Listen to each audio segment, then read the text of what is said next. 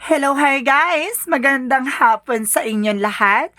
This is Chin from Asagari Channel, a faith healer, also mata reader. So ngayong hapon natatingnan natin ano gusto sabihin sa'yo ng ating mga gabay. This is special gabay for the month of September 19 hanggang September 25 for the sign of Libra. So, Libra, welcome to my channel. Ano kayang messages, advices, at spirit guides ang ating masasaga for today's video? Kanino man kayang energy or kaganapan sa buhay mo ang ating mahagilap. So, guys, this reading is a general reading lamang, hindi lahat makaka-resonate. Kunin lamang po makaka-relate sa inyo and comment down below kung kaninong energy ang ating nasagap. And of course, don't forget to like and subscribe my channel and hit notification bell for more videos updates. Sa mga hindi pa po nakakapag-subscribe sa aking channel, please click nyo po ang subscribe button dyan sa baba for all bell para updated kayo sa mga videos na i-upload natin every time in every moment. So guys, kumapit-kapit ka dahil ito na mensahe sa'yo ng ating mga gabay.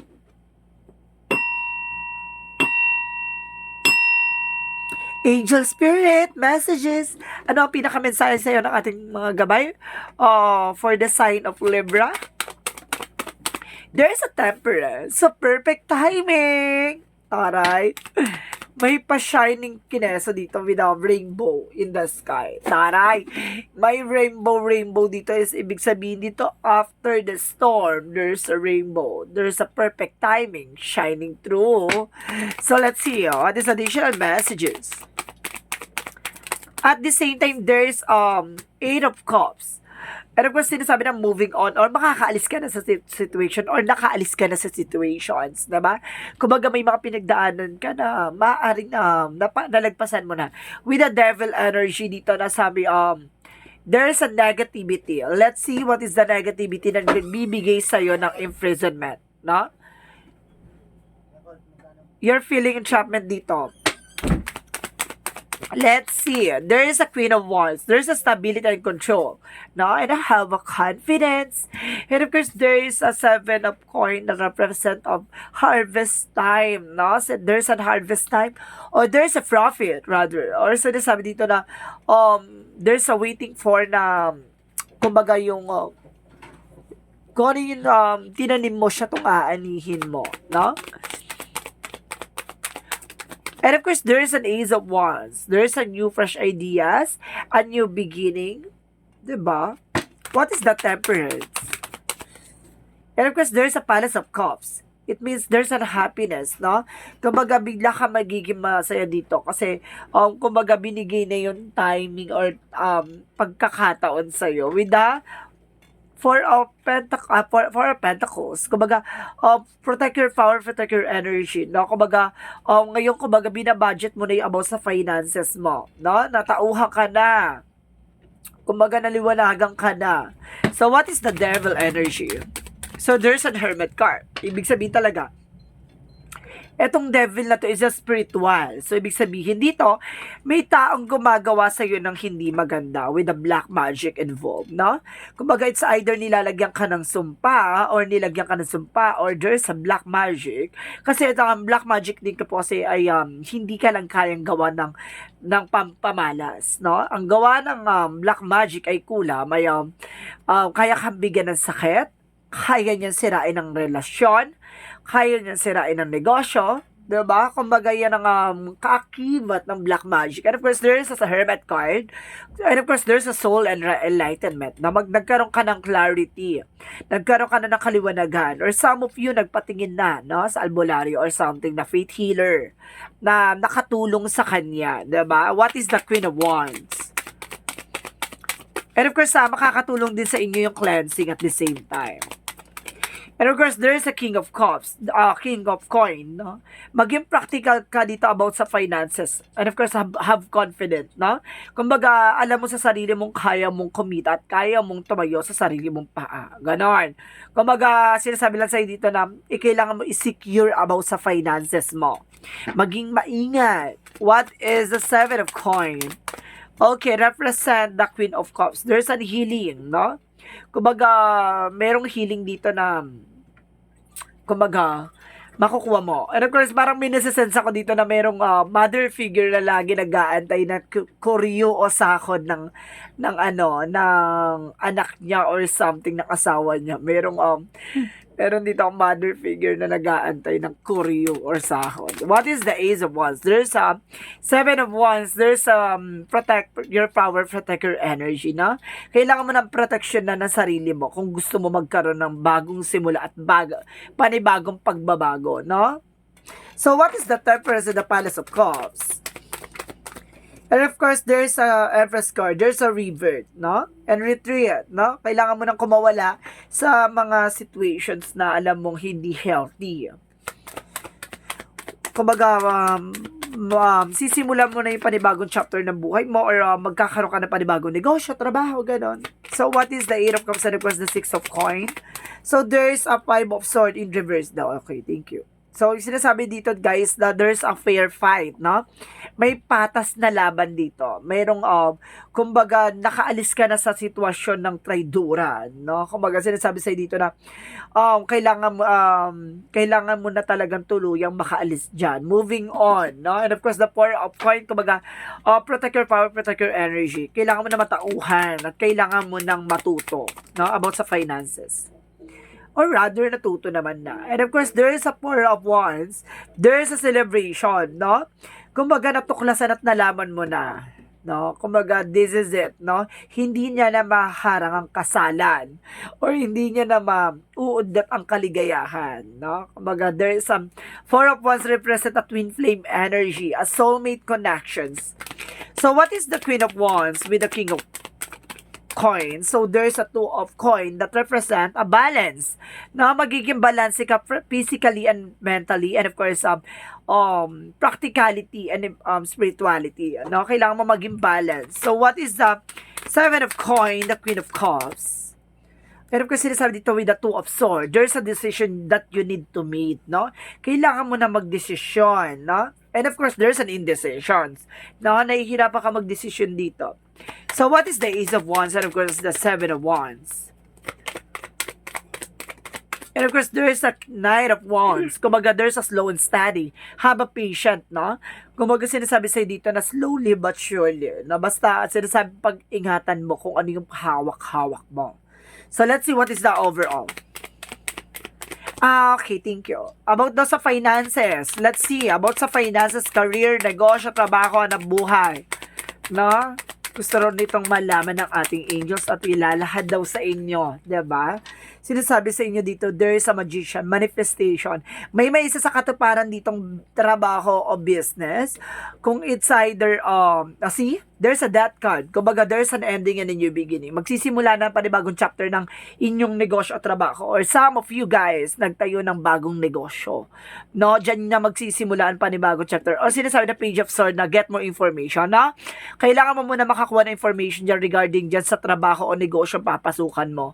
Kasi there's a death card na transformation, no? Babaguhin ka dito. Kasi there's a God power, no? Kumbaga, the magician is a God power na ibibigay sa iyo ni God what you deserve, no? Kumbaga, sinasabi sa iyo dito, kailangan mong i-analyze, i-visualize, no? Yung magiging bigger feature of yourself. Kailangan mong mas marami pang alamin, no? Magsaliksik, diba? Ang laling pagkatagalog, diba? So, let's see naman about naman sa career, ay sa love life. About sa love life, there is a Palace of Wands, no? Maraming obligations, maraming responsibilities. And of course, there's an High Priestess na there's an hidden agenda and hidden enemies. Ibig sabihin talaga dito, may gumagawa sa inyong dalawa with your person, no? Kumbaga, may humahad lang sa inyong dalawa, no? May gumagawa sa inyo sa pagsasama ninyong dalawa, no? Maraming burden, marami kayong pinagdaanan with your person that because of may taong nagbibigay sa inyo ng black magic, no? So, let's see what is the health. From health, there's a Knight of Swords. And of course, Star card. There's a healing, no? Kumbaga, pagdating sa health niya, there's a miracle with a Star card, di ba? Kumbaga, may kakibat dito, minsan may mga nararamdaman tayo na, kumbaga, biglaang tayong gagaling, no? So, sinasabi dito na, there's a miracle and healing, no? Kumbaga, Knight of Swords, magiging mabilis ang paghilom. or magiging mabilis ang paggaling, no? Some of you Libra, a powerful eksena to, ha? So let's see what is the overall. Ang overall is the 10 of coin and of course the faith. Wow! Kumbaga sinasabi dito na magtiwala ka kay God, na magtiwala ka kay sa ating universe and of course sa ating Panginoon at 7 archangels, sa ating mga gabay rather, no? Sinasabi sa dito with the 10 of coin na there's a long-term success and long-term investment, no? Pangmalakasan eksena yung ang mangyayari dito. Sinasabi dito na mukhang magkakaroon ka na masagana, no? Kumbaga bibigyan ka ng pasabog dito at bulabog ngayong ano na to, special gabay na to. Kumbaga bibigyan ka talaga ng masaganang buhay dito. Okay, thank you Angel Spirit. So let's see what is a yin and yang oracle card. Ang ganda, di ba? Kasi susubukan ng pananampalataya paniniwala niyo dalawa. So sinusubukan ng inyong relasyon, no? Titignan ng pagkakataon at panahon. With the temperance, there's a perfect timing coming in. So what is a yin and yang? Yin and yang represent a regret, no? Kumbaga may mga panghihinayang, pagsisisi, ganon. Kumbaga, ganon talaga ang buhay, no? Kumbaga may mga failure or there's a regret, no? It's an opportunity na kasama talaga sa journey mo yun para matutunan mo yung mga bagay-bagay. So, let's see what is additional. And of course, there's a sun. Wow! Sun is strength and empower. Diba? Marami kasi ibig sabihin ng empower. Diba? Kumbaga, there's an empower by women, by perseverance. Kumbaga, of course, na sinasabi dito na strength card na kailangan mo maging malakas, no? Maging matibay, maging matapang. Diba? With the sun card, magkakaroon ka ng pure positivity ng outcome. So, let's see. What is additional messages? At the same time, guys, there's a remember, no? Awakening, parang biglang pagkamulat ng, parang pagkamulat at pagkagising sa katotohanan. Ganon. So, let's see what is a love oracle card.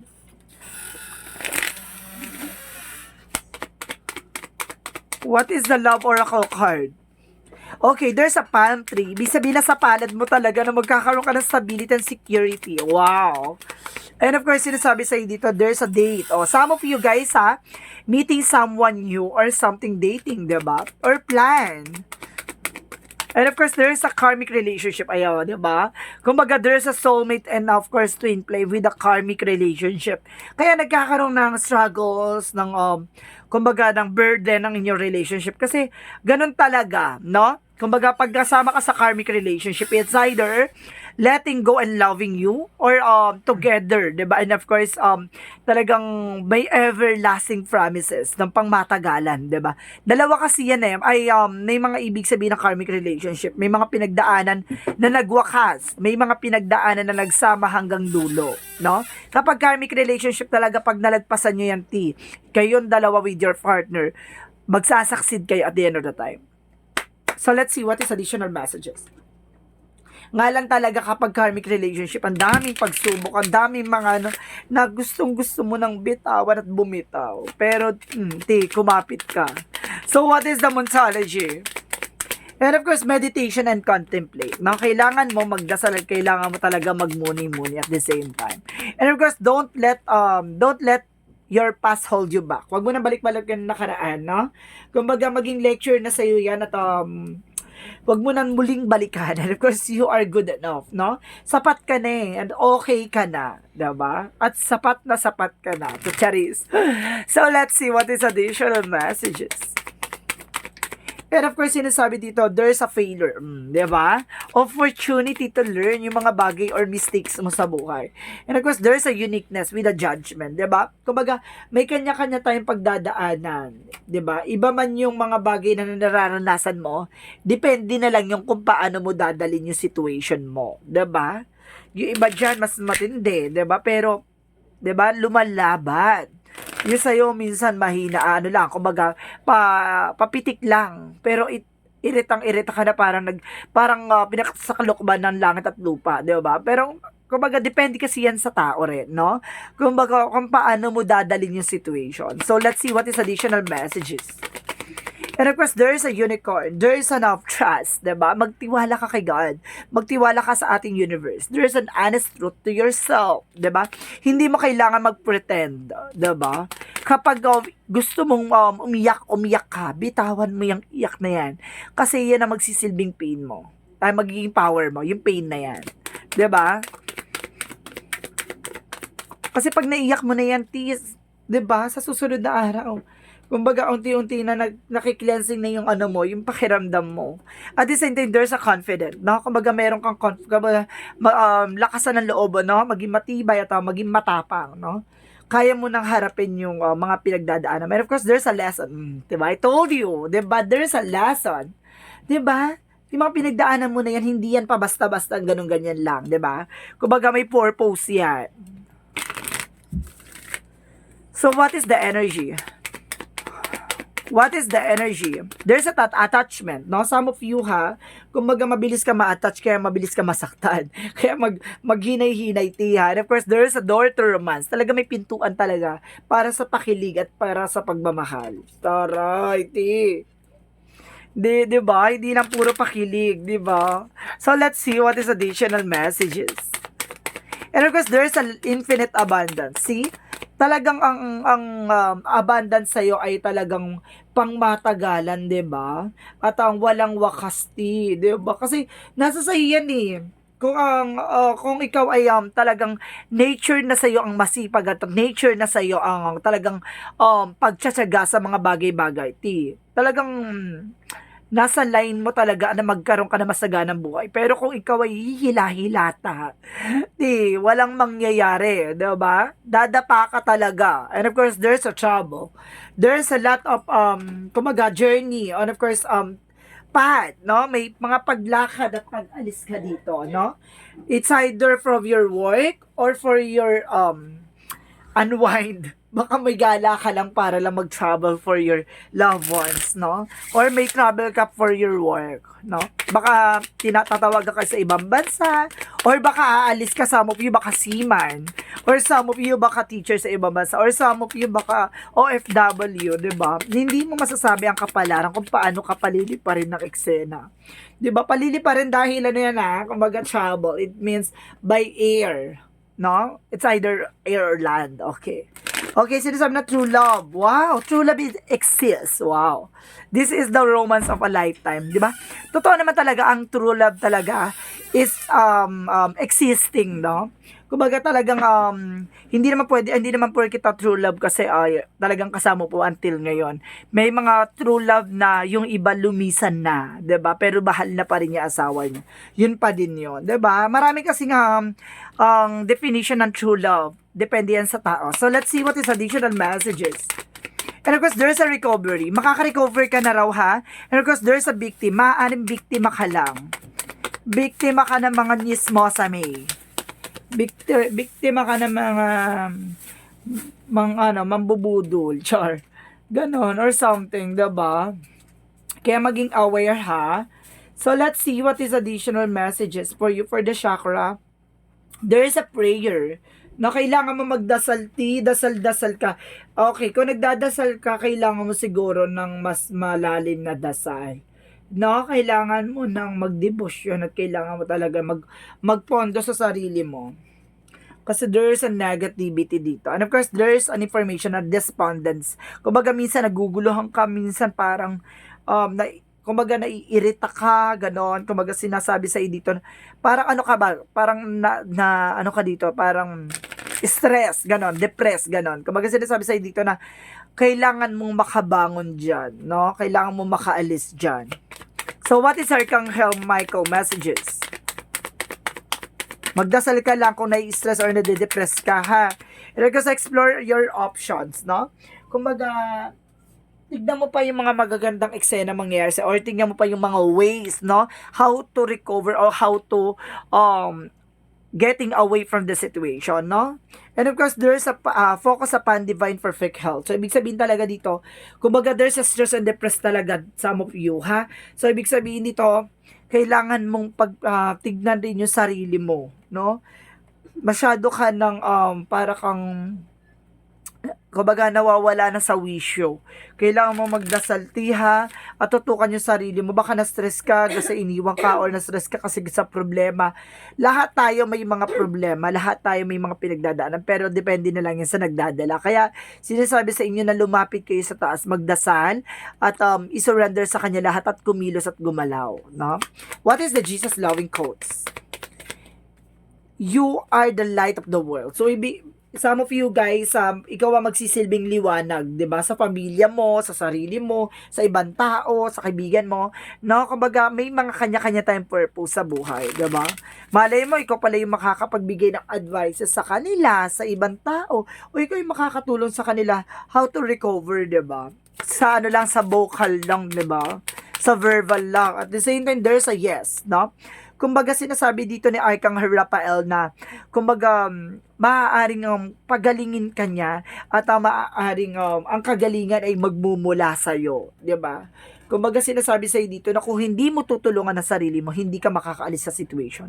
Ang healing kasi is maraming aspeto 'yan, 'di ba? So ibig sabihin dito, nasa sa yan kung palalakasin mo ang pananalig mo sa taas, no? So what is the messages of life? Angel's number pa pala. So, let's see what is the angel's number bago tayo mag-proceed sa messages of life.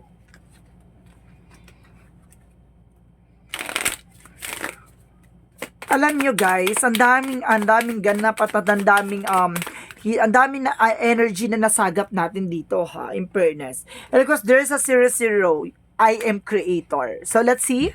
You are one with the creator and there are no limits to what you can achieve. You have the ability to create something new and incredible in your lifetime here on earth. So, ibig sabihin dito, pagdating sa'yo, walang imposible, walang limitado. No? Kung sinasabi sa'yo dito, lahat kaya mong gawin, lahat kaya mong lagpasan, kaya mong pagdaanan, kaya mong masolusyonan, no? Kaya mong mapagtagumpayan, 'di ba? Kumbaga ikaw ang magdidikta at ikaw ang gagawa ng sarili mong kwento. No, ikaw ang magdadala kung paano mo masusolusyonan ang problema mo. Kaya there's a yes. No, sinasabi ni Archangel Raphael dito na nasa sa iyo ang totoong kagalingan, hindi sa ibang tao at hindi rin kumbaga sa mga tao sa paligid mo, 'di ba? Kung hindi dahil sa iyo. Syempre kung hindi ka kikilos, hindi ka gagalaw kahit na ano mong pagdadasal diyan, o kahit anong paghingi ng tulong sa ibang tao, tulong ng ibang tao sa iyo, hindi ka gagalaw kung hindi mo kayang tulungan sarili mo. So let's see, and of course there's a strength. See? Kailangan mo maging malakas at maging matapang. 'Di ba? Today I maintain control of my emotions. I rise above self-doubts. I affirm my own power and stand strong in my unshakable faith. Today, I know that I have the strength to overcome anything I encounter. I find my courage, the truth holding tight to the first of love. I interpret over fear. Si alisin mo hindi takot yung pangamba mo. Kasi yun yung nagsilbing kumbaga kahinaan mo kaya hindi ka nakausad-usad. 'Di ba? Ibig sabihin dito lakasan at tibayan mo ang loob mo, 'di ba? Na kaya mong humarap at kaya mong solusyonan at kaya mong malagpasan lahat ng pinagdadaanan mo kasi you are being a creator of this world. So guys, this reading is a general reading lamang, hindi lahat makaka-resonate. Kunin lamang pa makaka-relate sa inyo and comment down below kung kaninong energy ang ating nasagap. And of course, don't forget to like and subscribe my channel and notification bell for more videos update. This is a special gabay for the month of September 19 hanggang September 25, 2023 for the sign of Libra. Maraming salamat Libra for your wonderful reading and see you in the next video. Bye-bye and babush!